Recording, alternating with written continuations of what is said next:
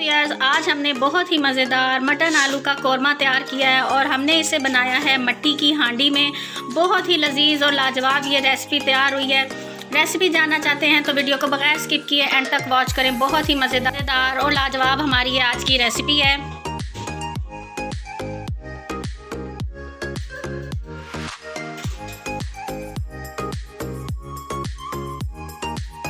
बिस्मिल्लाहिर्रहमानिर्रहीम। अस्सलाम वालेकुम व्यूअर्स, आज सनाज़ मेन्यू में हम बनाने जा रहे हैं आलू और मटन का कोरमा। आलू गोश्त का शोरबा तो बनता ही रहता है, तो ये ज़रा सूखा सूखा सालन बनेगा। शोरबे की तरह ये भी बहुत ही लजीज तैयार होता है और इसको हम आम आलू गोश्त से थोड़ा सा डिफरेंट तरीके से बनाएंगे। रेसिपी के लिए जो हमें इंग्रेडिएंट्स चाहिए वो बहुत सिंपल से हैं। आप ये देख सकते हैं, आधा किलो मैंने मटन ले लिया है। हड्डी या बगैर हड्डी के आप कोई भी इस्तेमाल कर सकते हैं।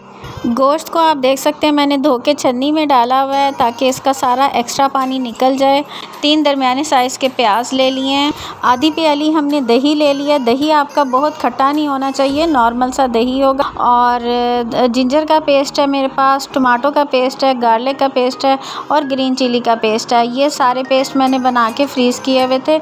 इसकी रेसिपी भी मेरे चैनल पे मौजूद है, आप वो चेक कर सकते हैं। ये पेस्ट सारे तैयार करने से हमारी रेसिपी और हमारी ज़िंदगी बहुत ही आसान हो जाती है। ईद उल अज़हा से पहले मैंने ये सारे पेस्ट बनाने का और इनको 1 साल तक महफूज करने की फुल डिटेल रेसिपी आपको दी थी और मेरे व्यूअर्स ने माशाल्लाह बहुत ही ज़्यादा मेरी ये वीडियो पसंद की थी। आप भी ज़रूर देखिए और इससे फ़ायदा उठाइए। इसके लिए हमें कुछ और चीज़ें भी चाहिए होंगी जो रेसिपी में साथ साथ मैं ऐड करती जाऊँगी, तो आपने रेसिपी को स्किप नहीं करना, एंड तक वॉच करना है। आइए अब हम अपनी रेसिपी शुरू करते हैं। हमने अपनी मिट्टी की हांडी चूल्हे पे रख दी है। इसमें मैंने सिर्फ 1 टेबलस्पून ऑयल डाला है, ज़्यादा हमने ऑयल नहीं डाला। ये देखें, मैं इसमें अब 1 टीस्पून लहसुन का पेस्ट डाल रही हूँ।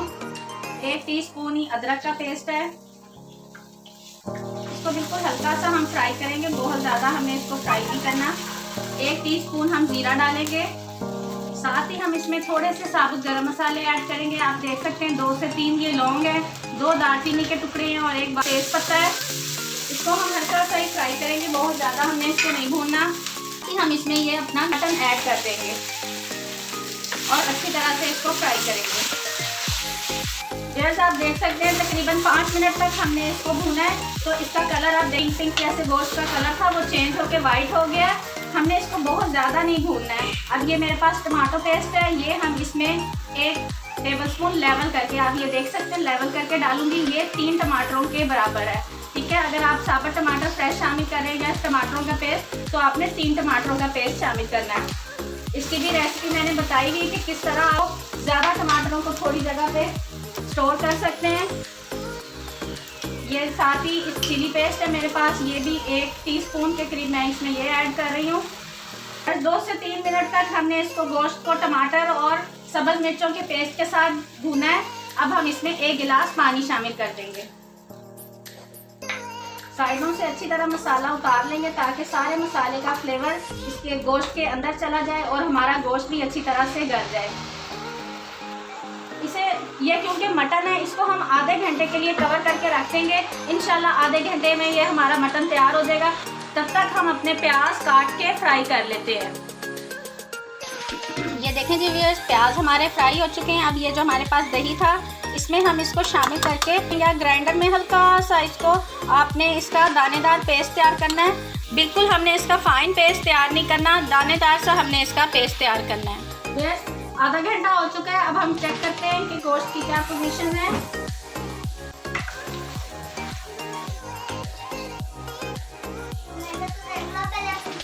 यस, गोश्त हमारा 90% गल चुका है। हमें इतना ही गला हुआ चाहिए, फुल हमने इसको नहीं गलाना वरना हमें भुनाई में मुश्किल हो जाएगी। बाकी का तैयार होते होते ये गल जाएगा। सेम इसी तरीके से प्रेशर कुकर में भी बना सकते हैं, लेकिन हांडी में पकाने का तो मज़ा ही हो रहा है। इसका पानी काफ़ी हद तक ड्राई हो चुका है और ऑयल ऊपर आने लग गया है। बिल्कुल पानी ड्राई नहीं हमने करना। अब हम इसमें मसाले ऐड करेंगे। इसमें अब हम शामिल कर रहे हैं 1 टीस्पून सूखा धनिया का पाउडर, 1/4 टीस्पून हल्दी और 1 टीस्पून ही सूरख मिर्च का पाउडर। 1 टीस्पून ही हम इसमें नमक का शामिल कर देंगे।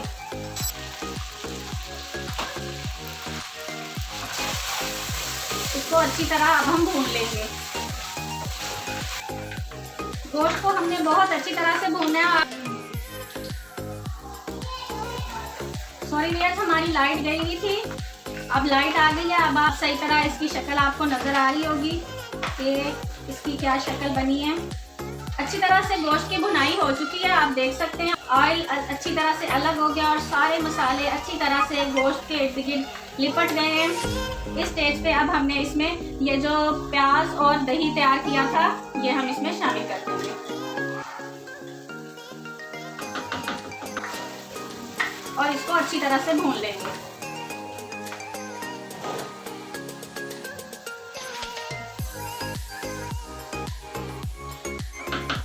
बहुत ही प्यारी इसकी खुशबू आ रही है। इस स्टेज पे हम इसमें ये मैंने 2 आलू काट के रखे हुए हैं, ये हम इसमें ऐड कर देंगे। आप अपने हिसाब से जितने आपको पसंद है इसमें आलू ऐड कर सकते हैं। आलू का मटन के साथ बहुत ही मज़ेदार इसका टेस्ट बनता है। 2 मिनट मैंने आलूओं को भी साथ भूना। अब हम इसमें इतना पानी शामिल कर देंगे जितने में हमारे आलू अच्छी तरह से गल जाएं। 5 मिनट के लिए हम इसको कवर करके रख देते हैं। 5 मिनट में इंशाल्लाह हमारे आलू गल जाएंगे। आलू हमारे कच्चे पक्के हैं, अभी पूरी तरह गले नहीं है, हाफ डन हुए हैं। तो इसमें अब हम आधा चम्मच काली मिर्च का पाउडर ऐड कर रहे हैं और ये 2 से 3 हरी मिर्चें डाल के और आधा चम्मच मैंने इसमें गरम मसाला भी शामिल कर दिया है। हम इसको दोबारा से कवर करके रख देंगे। जैसे इसका पानी ड्राई होता है तो हम इसको डिश आउट करेंगे। ये देखें जी व्यूअर्स, हमारा मज़ेदार सा मटन आलू का कोरमा तैयार है। बहुत ही मज़ेदार और लाजवाब ये तैयार हुआ है। अगर आपको मेरी ये वीडियो पसंद आए तो मेरे चैनल को सब्सक्राइब करें, मेरी वीडियो को लाइक करें और एक अच्छा सा कमेंट करना हरगिज़ मत भूलिएगा। दुआओं में याद रखिएगा कि अल्लाह ताला अपनी रहमत और अपना करम हम पे ऐसे ही बनाए रखे और हम मज़े मज़े की रेसिपीज़ लेके आपकी खिदमत में ऐसे ही हाजिर होते रहें। अल्लाह हाफिज़।